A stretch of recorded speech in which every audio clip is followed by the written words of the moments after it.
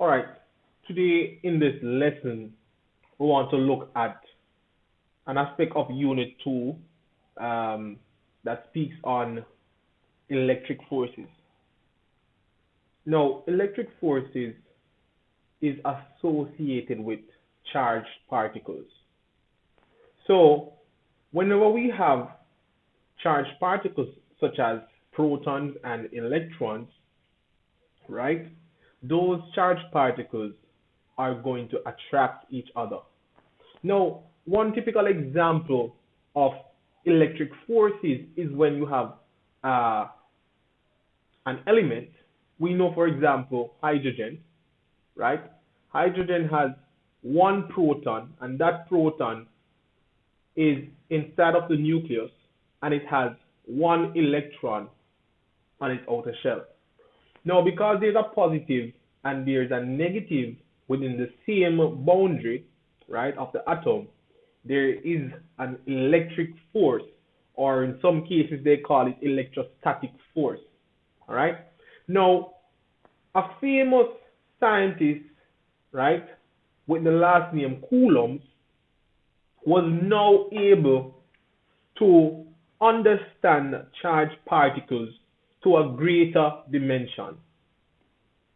There are several things that he found out in terms of the force that is experienced when you have two charged particles within close proximity. Let's take, for example, you have a charged particle here. This is going to be particle A, and you have another charged particle, particle B. He was able to come up with a law that says that the force of attraction, or the force that particle A exerts on particle B, right? He was able to realize that they were directly proportional, meaning what he was able to find out is that the product of the two charges, because you know charge is going to have any charge has a certain value, right?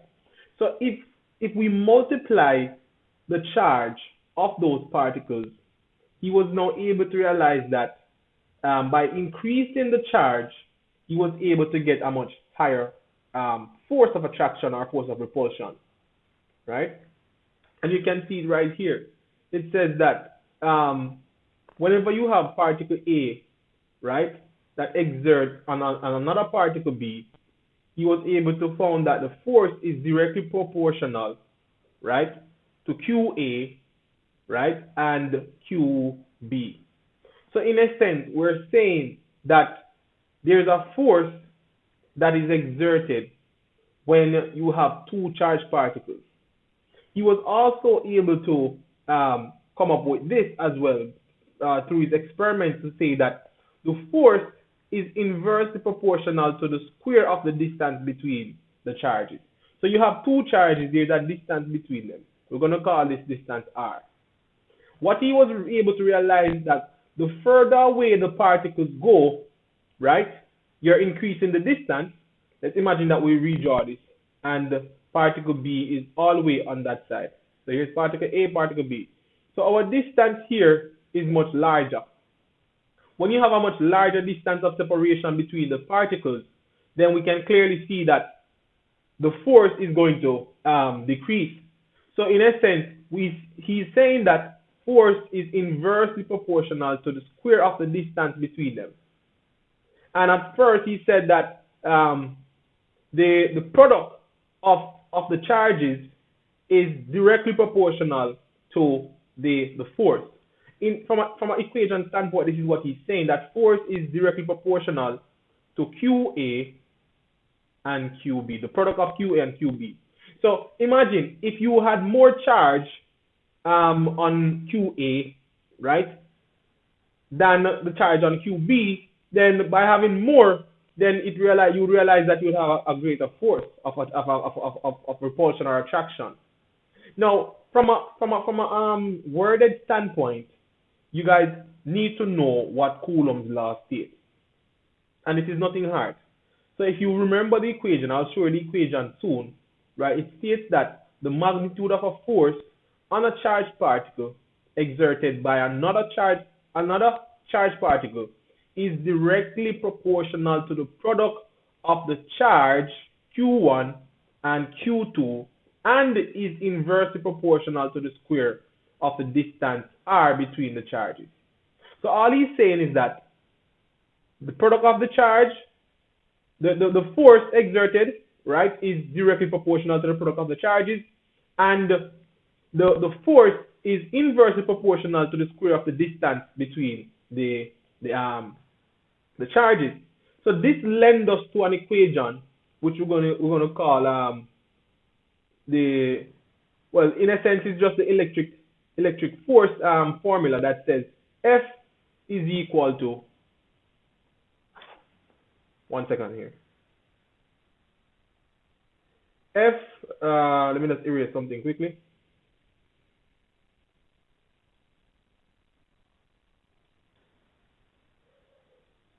All right.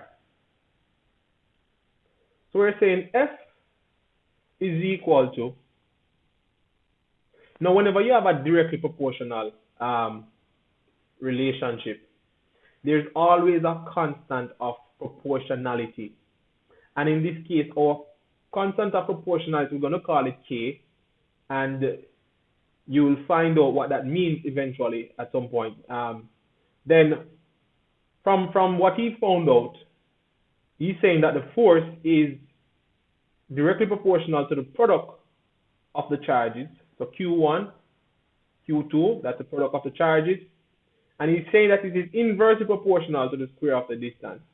So this is everything that he was able to find out. And he put it in an equation form so that we can actually calculate the force between charged particles. Now, as we said, K is a constant value, right? And that value is equal to 9 times 10 to the 9 Newton meter square per Coulomb square. And you can see it in the notes. Now, when we talk about K, let me just make a little bit of space right here. When we talk about K, right, K is also equal to this. K is actually equal to 1 upon 4 pi epsilon naught. Now, epsilon naught is what we call the electrical permittivity.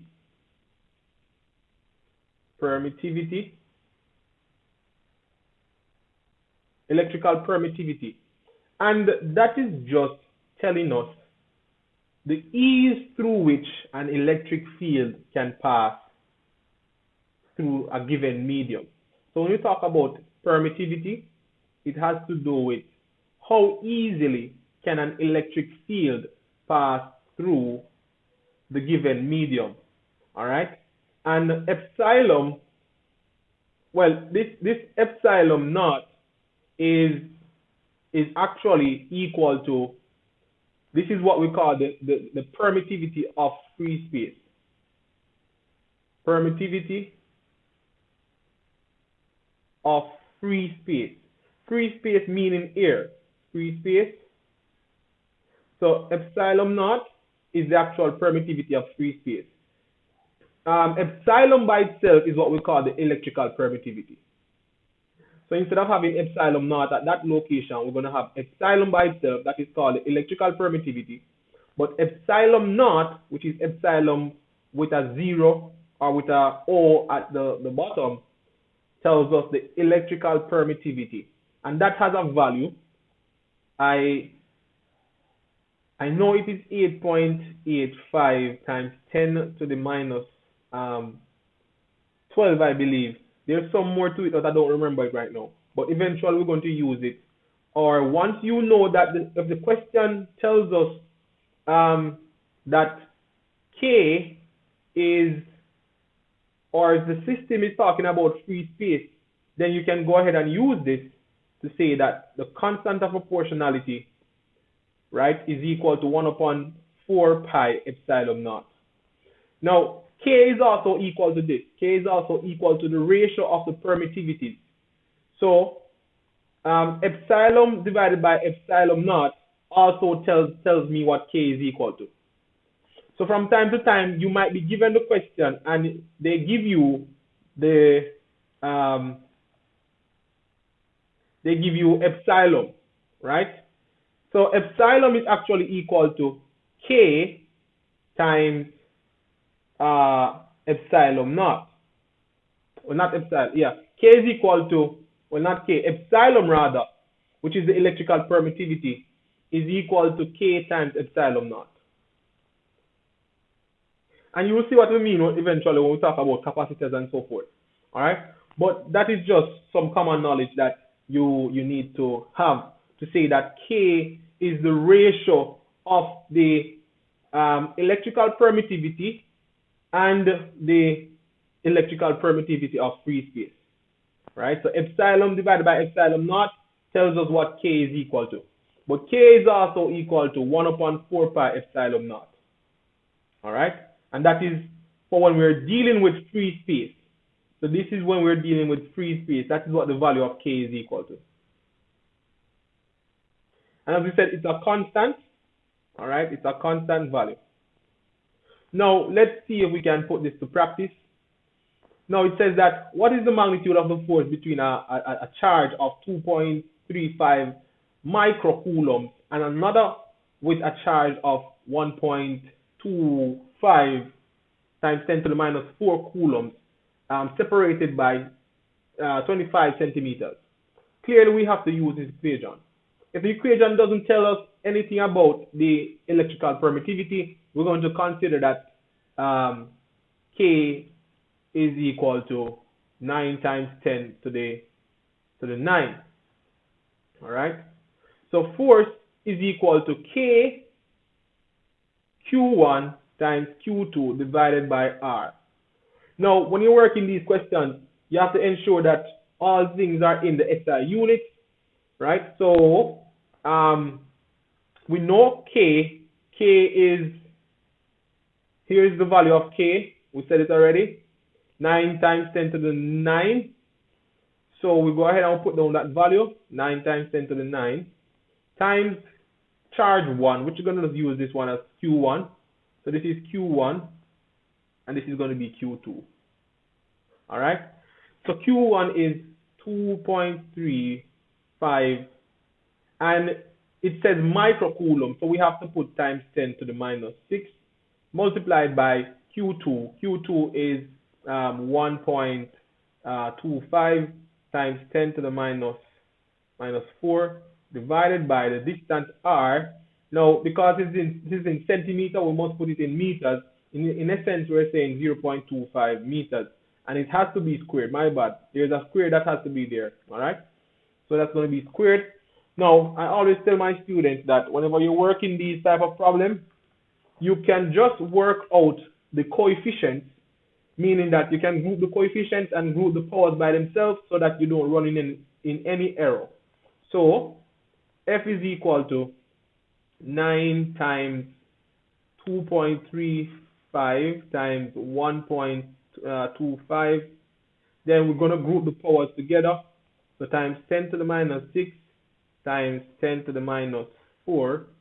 And all of this is being divided by 0.25 squared. That is 0.0625.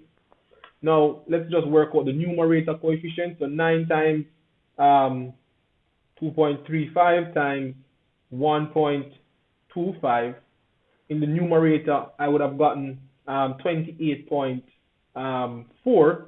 So that 28.4 will be now divided by the 0.0625. My bad. So when I divide up that, I get that my force is equal to, well, not my entire force, but this is what it equals to so far. 422.4. And then now, in terms of the powers, we are working out the powers, so times 10 to the minus 4 plus minus 4, that will give us our new power. So, this force is going to end up being 422, right? 0.4 times 10 to the minus 10 newtons. All right. So we can leave it as that, as that. Okay, we can leave it as that. Now, guys, whenever we're talking about force, right? Force is a vector quantity, which means that it's going to have a magnitude and direction. So what we just stated a while ago is the magnitude. In terms of direction, the direction will be determined based on the charge that are using that we have used. From this, we can assume that both charges are positive, right? So if both charges are positive, they are going to repel each other, because positive and positive repels, right? Positive and negative attract. So in this case, we can say that this force is a repulsive force. All right. I think everything looks fine. No, guess what happened? I left out something. When I looked a while ago, I realized I left out something. So this is times 10 to the 9 as well. So that times 10 to the 9 right here, I didn't involve that. So in reality, my force is going to be plus 9. So that's going to be 422.1 times 10 to the minus 1. And that is really just saying 42.24 newtons. So I realized that I left out something a while ago, which is the times 10 to the 9. So you can just put that in. So right here would have been plus 9. So you have minus 10 plus 9. That gives you 10 to the minus 1. And in essence, we're saying that translates to this amount of force. All right, that's another question for you to try. Now it says, what would be the magnitude of the second charge? So they gave you the force. You know the distance of separation. All you need to do, you know the value of K. K is 9 times 10 to the 9, right? So, and the unit is newtons meter square per Coulomb square, right? So you could go ahead, write out the force formula. So force is obviously equal to K times Q1 times Q2 divided by R squared, all right? You take this across that side, so you have force times R squared, right? And then now we just divide that by K and Q1 to find the charge Q2. So once you work out all of this, then you obviously should get your value. You understand? So just work that out for your own benefit, to just see that you can actually do it. Remember, we said that work everything in the SI unit. SI unit. So wherever you see centimeters, that must be in meters. Follow me? And don't forget that you're dealing with micro coulombs here, so you have to put in the times 10 to the minus 6. Micro means times 10 to the minus 6. All right, that says that. Now, here what we're dealing with now. Just a while ago, the forces that we have been looking at are forces that are mainly in a straight line. Now, it says now, here are some steps that we need to follow whenever we are adding electric forces using vectors. So it says, when determining the force exerted by more than one charge, right, that are acting at some angle, step one is for us to draw the vector diagram of the force that is acting at the reference point. Then it says resolve the vectors into their individual vertical and horizontal components. Then it also tells us that we need to find the resultant force by applying the Pythagoras theorem and solve the resultant. That resultant will tell you the net force acting on the system. Then you can determine the angle by using one of the trig ratios, right? So that angle will just tell you where the actual electric force is now acting towards. Now we're going to practice that a little bit. Now it says that we have three charges rather, are arranged as shown. And it says that they form some type of right angles at some point. Now it says, what is the magnitude and the direction of the force acting on the 2.25 microcoulomb charge by the other two charges? Now here we have this question, right? Now there is a reference point, which means that that is where your forces are going to act. So we're using this as our reference point, which is that 2.25 microcoulombs charge. With this question, there's something that we must point out as well. That right here you must have microcoulombs here. All right. So wherever you see coulombs, just put microcoulombs. All right. So micro is also there, just for you not to forget about it. Now, this is a very important question for us to understand it, right? So let's imagine that we're going to call this charge Q2, and we're going to call this one Q1. And we want to find the force. All right? So we have to obviously apply the equation that says force is equal to KQ1 times Q2 divided by R squared. So we want to find, as a matter of fact, let's call it Q3. Yeah. We have three charges, so we call that Q3. Okay. So based on this now, we normally write force on Q3 by Q1. All right. So Q1 is causing a force on Q3, and we now need to find that force in terms of its magnitude.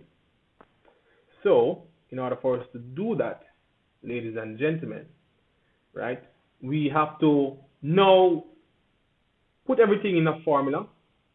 So from our formula standpoint, we have 9 times 10 to the 9 times Q1, which is minus 1.85 times 10 to the minus 6 times the next charge Q3, which is 2.25 times 10 to the minus 6, all divided by the distance of separation.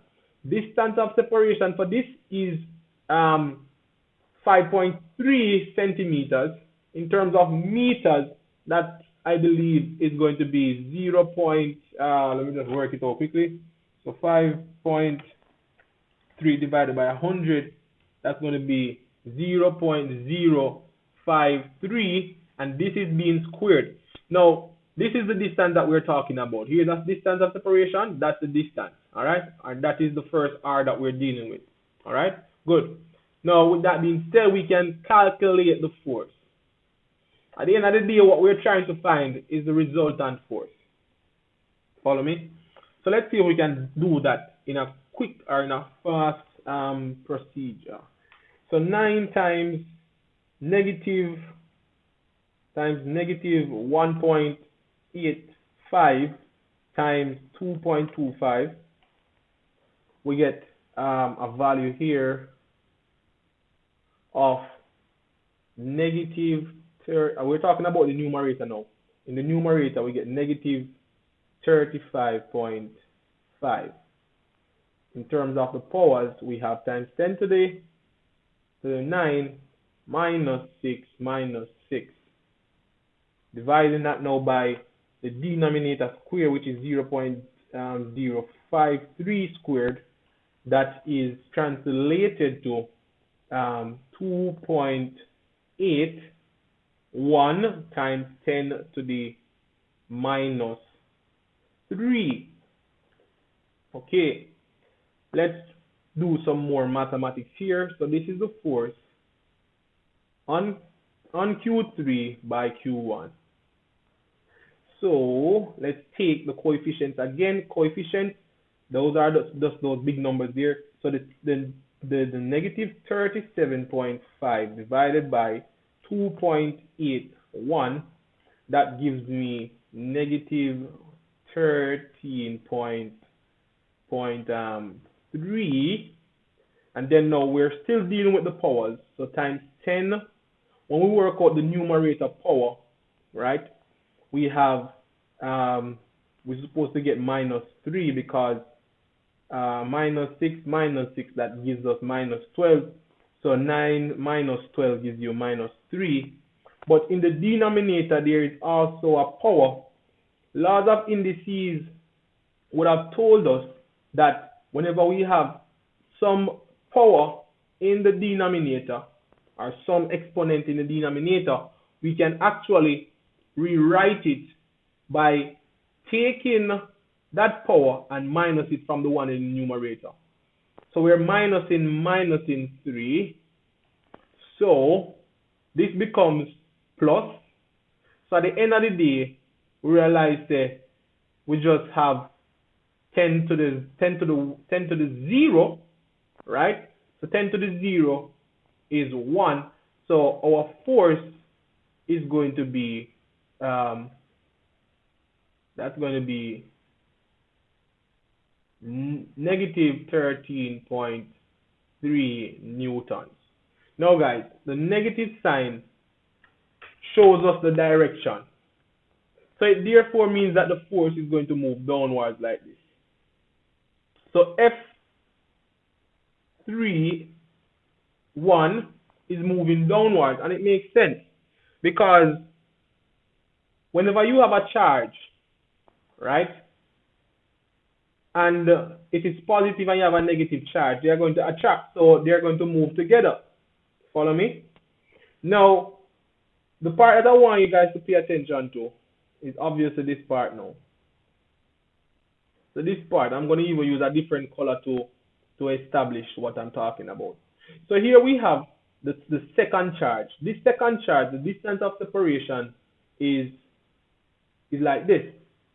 And what we have here is now pretty much a triangle, so to speak. So in order for us to find R, we therefore have to use Pythagoras' theorem.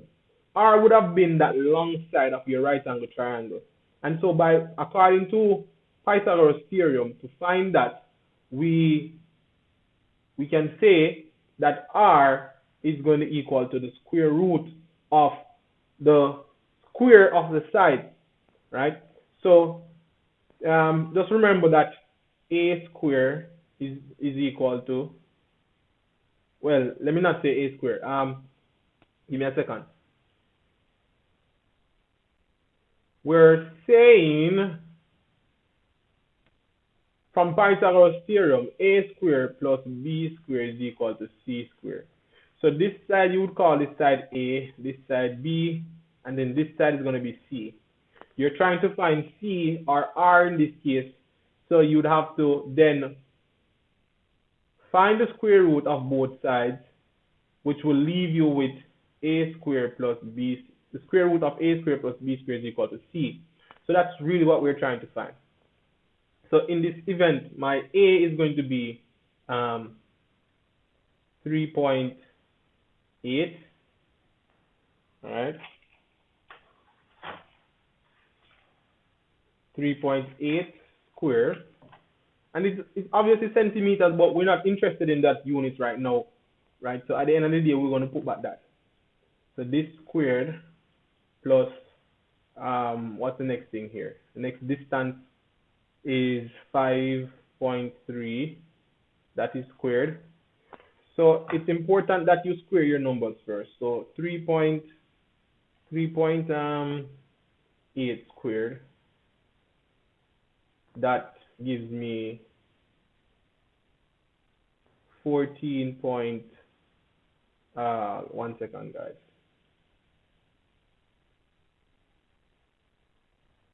14.4.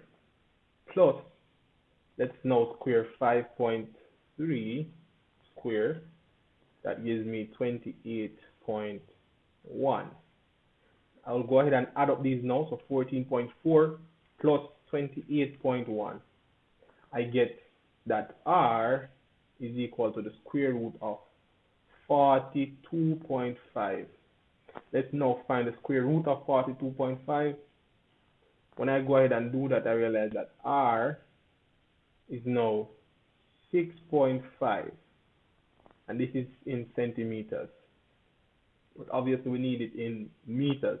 So R is really equal to 0.065 meters. So we're trying to find the force, right, on Q3 caused by Q2. So you will just repeat the procedure again. So we're saying charge on Q3 by Q2. And we'll just say K times Q2 times Q3 divided by R squared. And by just putting in that information, 9 times 10 to the 9 times Q2, which is 3.8, my bad, not 3.8, 2.05 microcoulombs. 2.05 microcoulombs. 2.05 times 10 to the minus 6 times the actual charge, which is 2.25 times 10 to the minus 6. All of this divided by 0.065 squared. All right, trust that you guys are following. So now let's work out the coefficients in the numerator. So 9 times 2.05 times 2.25. When I do that, in terms of the coefficients in the numerator, I get 41.5. In terms of powers, it's going to be 10 to the minus 3. Denominator, 0.065 squared. That's going to translate to 4.2. Let's just leave it at 4.2 times 10 to the minus 3. All right. So these are going to go. They're going to cancel out basically. So let's just divide the 41.5 divided by the 4.3. I now can see that my force, right, F3 on 2 is going to be 9.9 Newton.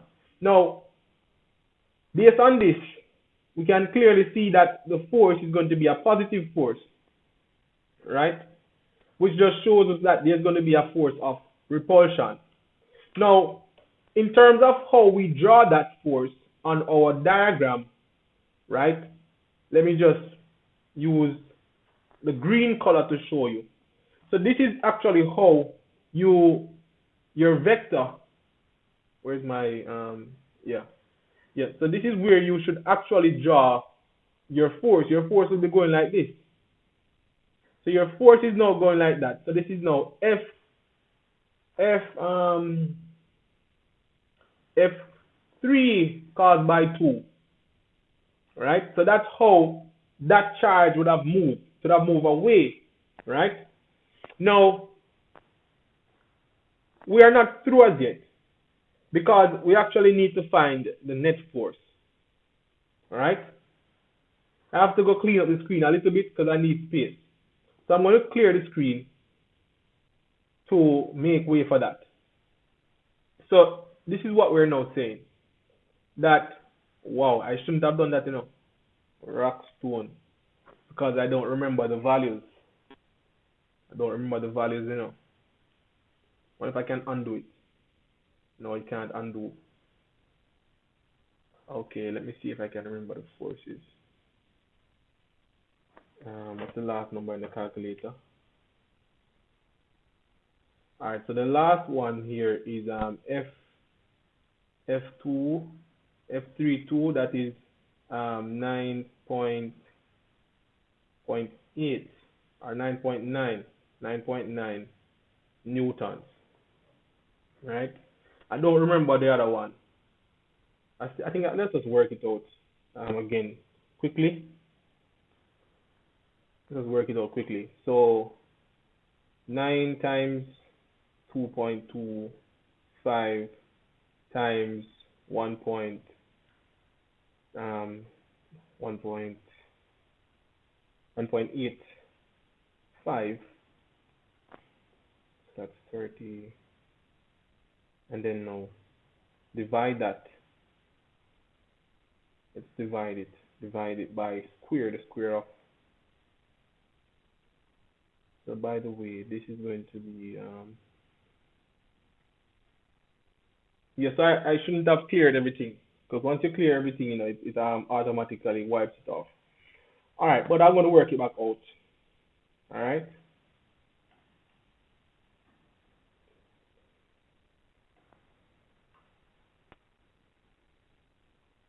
Almost there, almost there.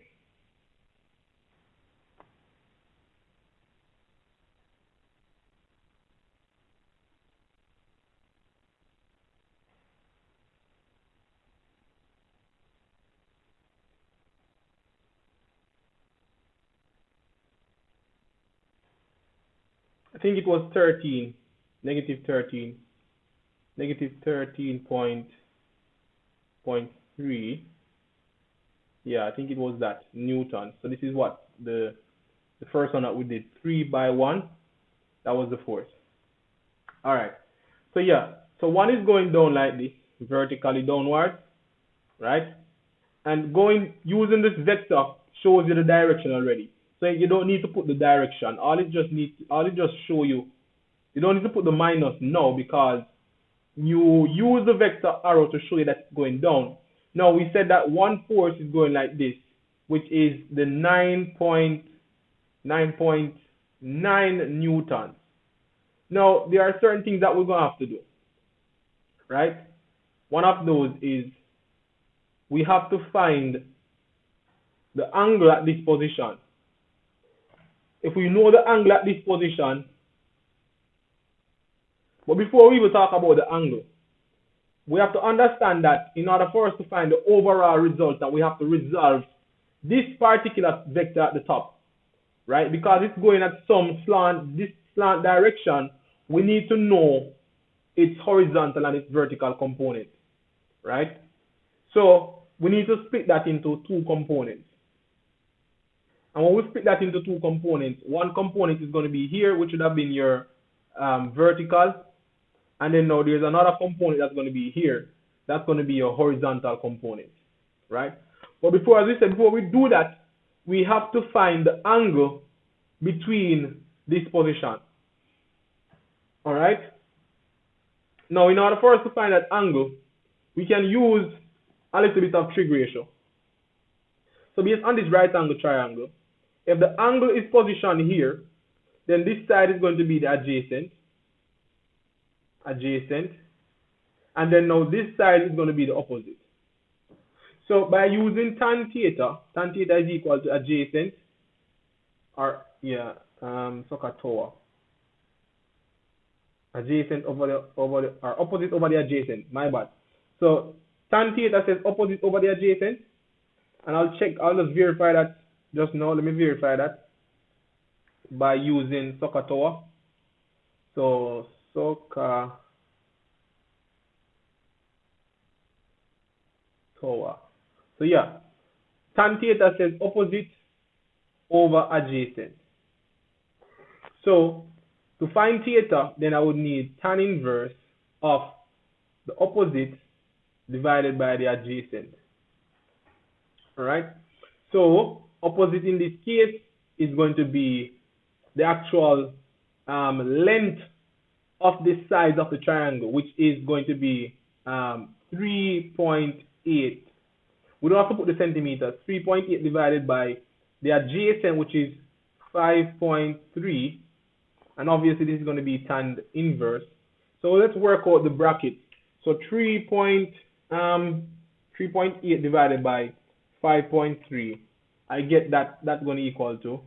So tan inverse of 0.71369. Let's keep it up to 4 significant figures. So tan theta, the reason why we do that is because we want a good approximation of the angle, right? Whenever we're talking about any trig ratios, the answers are going to be very sensitive. So let's see if we can find tan inverse of that number. Tan inverse of that number tells us that the angle is going to be 35.6 degrees, right?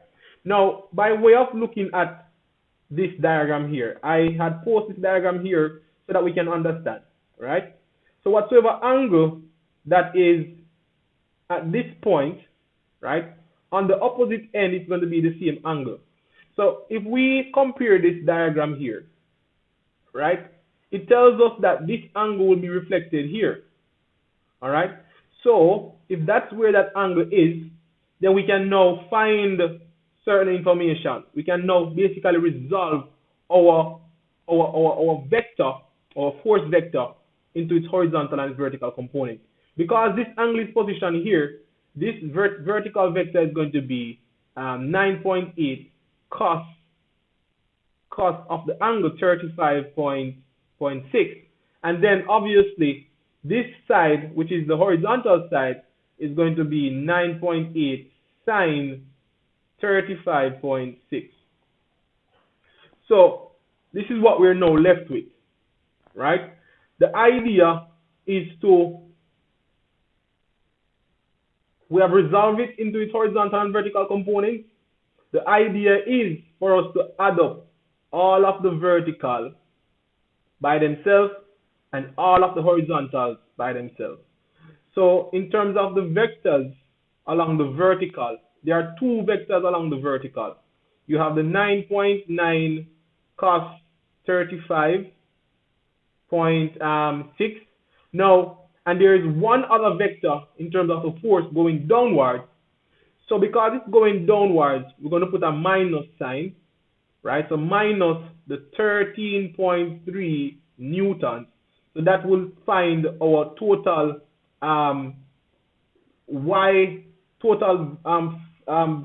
force along the y-axis or along the vertical.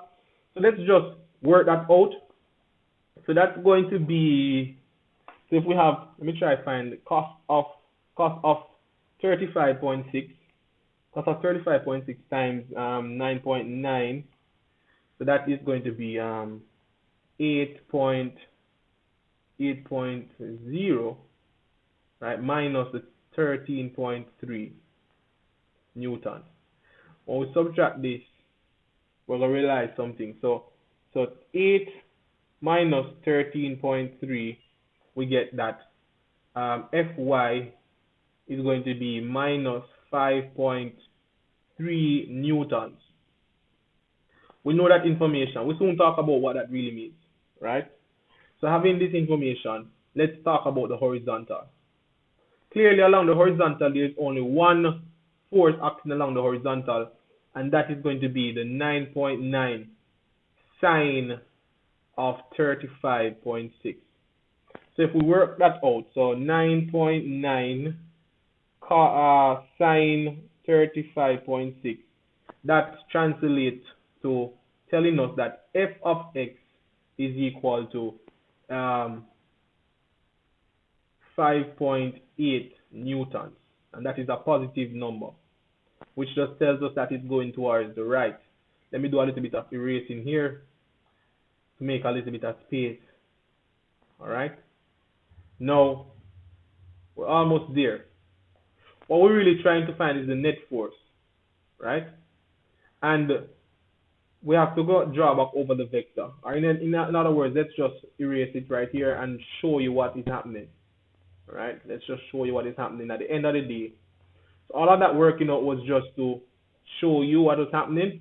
Now, in terms of our resultant, right? At the end of the day, we are left with two vectors. The two main vectors that we are left with are as follows. the y component that we just found a while ago, which is this, and the x component. So at the end of the day, these are the two.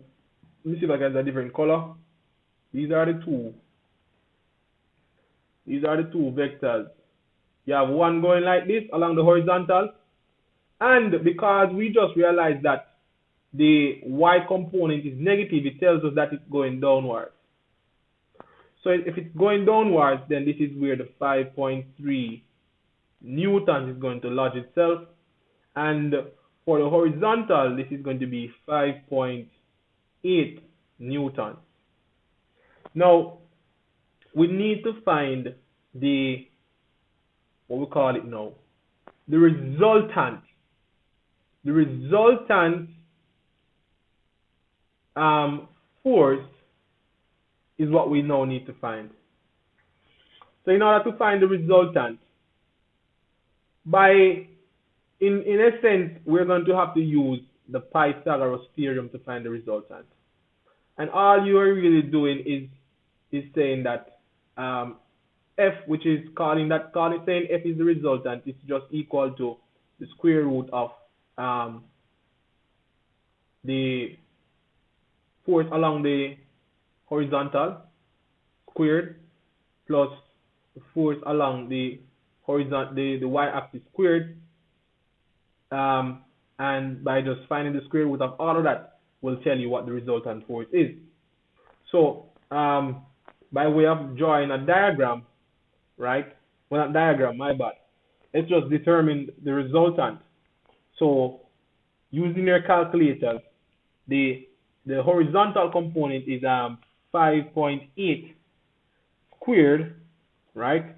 Plus 5.3 squared.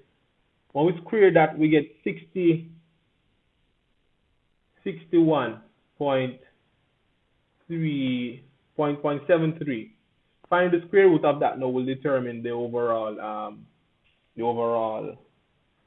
net force. So find the square root of that. So F is equal to 7.8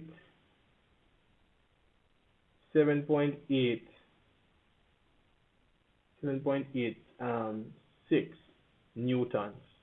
So really and truly, we have a force, resultant force acting like that per se. That's how it's really going to act. But now, because we're dealing with vectors, it has to have a direction. So in order to find the direction, you just need to just say tan theta is equal to opposite over the hypotenuse, over the adjacent rather, over the adjacent. All right, and you're really just trying to find the angle here. This is the angle that you're really trying to find. So in truth and fact, then this side is going to be the adjacent, right? So the adjacent is 5.3. Then the angle, right, divided by the opposite. Opposite is going to be 5.3.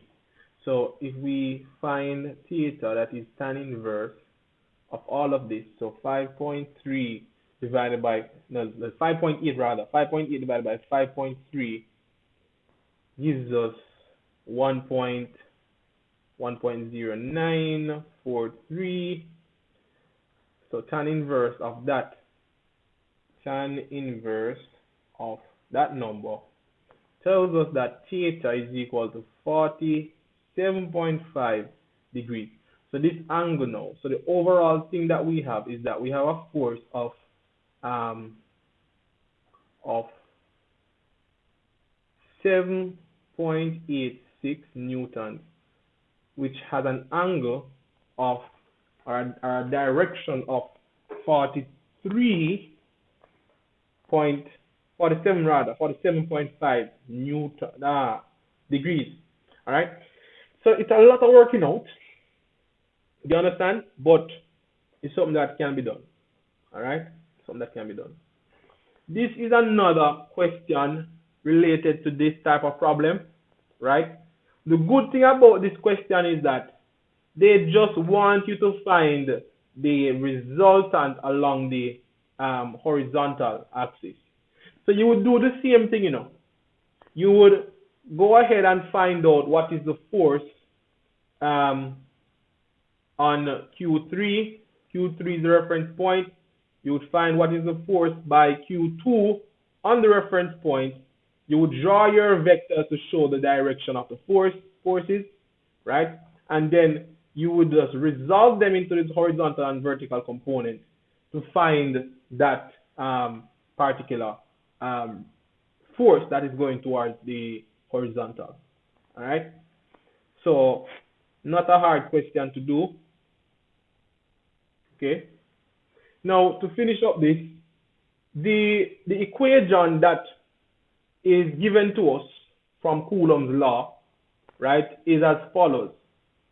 It says K times Q1 times Q2 divided by R squared, right, where K is actually approximately equal to 8.999 times 10 to the 9, which is the same thing as saying 9 times 10 to the 9. Now, we can also compare that equation to another equation that you will hear about in unit 1, right, where it says that the gravitational force is given to us by, you know, calculating it in the same manner. You understand? It has the same relationship, so to speak, right? Gravitational force has to deal with masses, right? So you will have two objects that have certain mass. Those objects are going to have a gravitational force between them because of their masses, all right? We normally say that gravitational force is an attractive force, all right? And you can see it on the screen to say that gravitational force are only attractive force, whereas electrical forces can either be attractive or repulsive. So there are certain similarities that are there, and there are some differences that are also there.